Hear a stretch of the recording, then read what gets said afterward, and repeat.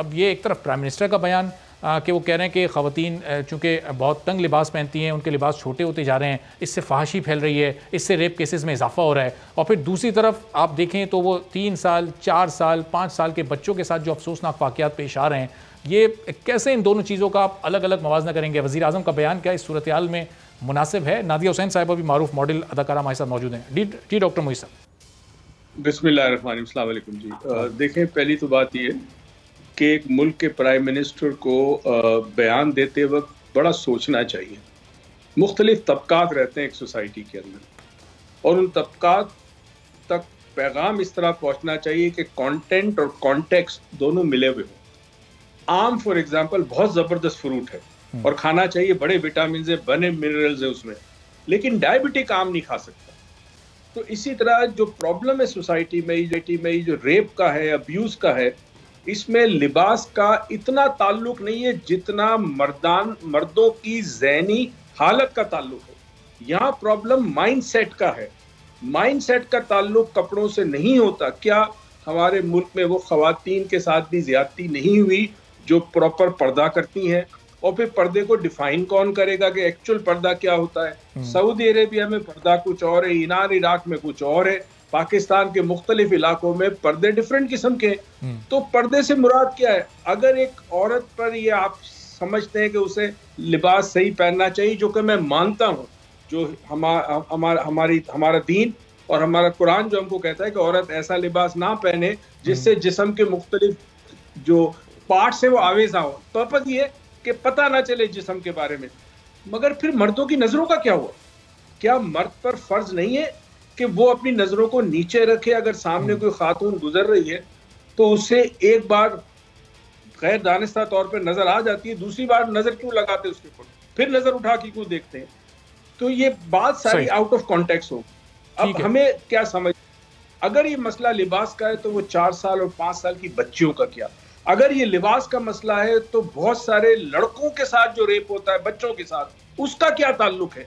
तो मैं फिर समझा रहा हूं, अगर हमें इस मसले को सॉल्व करना है तो हमें उस ज़हनियत को खत्म करना होगा जो इस माशरे के अंदर पली बड़ी है। सही। और डॉक्टर साहब, ये ज़हनियत होती क्या है, उसको खत्म कैसे किया जा सकता है? ये सवाल मैं आपकी तरफ लेके आता हूँ, लेकिन जरा नादिया साहबा से भी उनका पहले इस पर पॉइंट ऑफ व्यू जान लें। नादिया साहब, अब ये प्राइम मिनिस्टर का जो बयान है, इस पर ख़वातीन क्या सोच रही हैं? शोबिज़ इंडस्ट्री इस पर खासतौर पर क्या सोच रही है कि ये ख़वातीन के लिबास हैं ऐसे कि जिसकी वजह से रेप के केसेस में इजाफा हो रहा है? ज़ाहिर है आप भी इस बयान से उनके एग्री नहीं करेंगी। क्या आर्गूमेंट है इस पर आपका?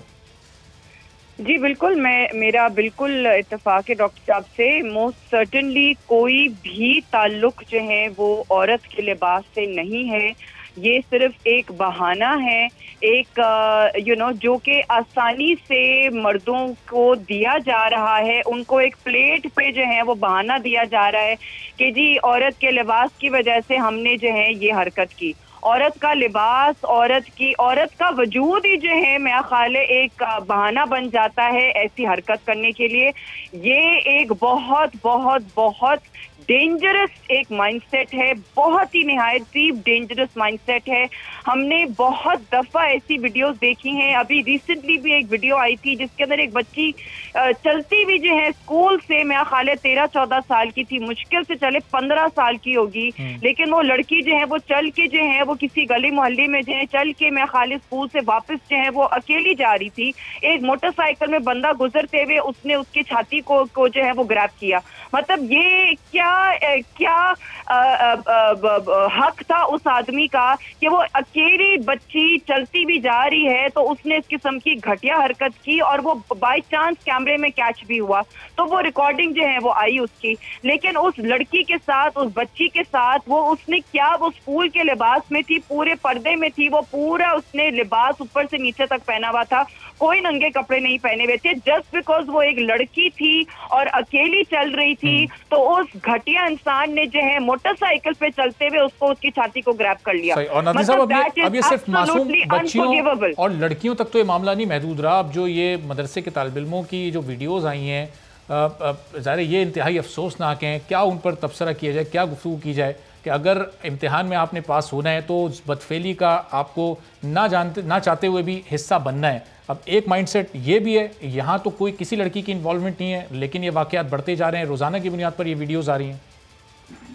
जी बिल्कुल, आई मीन ये तो चले एक्सप्लॉयटेशन है, ठीक है ना, ये एक एक्सप्लॉयटेशन की एक बात आ जाती है। लेकिन जहाँ पे इस किस्म की हरकतें जो हो रही हैं, इस किस्म की ज्यादतियाँ हो रही हैं, ये सिर्फ और सिर्फ बहाने दिए जा रहे हैं और इसको नॉर्मलाइज किया जा रहा है, नॉर्मलाइज किया जा रहा है कि जी चाहे लिबास हो, जी लिबास अगर ऐसा हो गया तो जी ये हक है इस किस्म की ज्यादतियाँ करने का। ये इसका लिबास से ताल्लुक ही नहीं है। जहाँ पे डॉक्टर साहब ने भी अभी मेंशन किया कि जी 2 साल की बच्चियां, 3 साल की बच्चियां, मतलब अंडर एज लड़कियां, और बुरके में भी जो अनफॉर्चुनेटली एक अस्पताल में जो है वो लड़की का रेप करने की कोशिश की गई, जो कि बेचारी पूरी की पूरी वो बुरके में थी, हिजाब में थी, जो कि एडमिट हुई भी थे। मेरा ख्याल, मुझे एग्जैक्टली उसके बच्ची का नाम नहीं याद, लेकिन ये ऑलमोस्ट कोई 1.5 साल पुरानी बात है।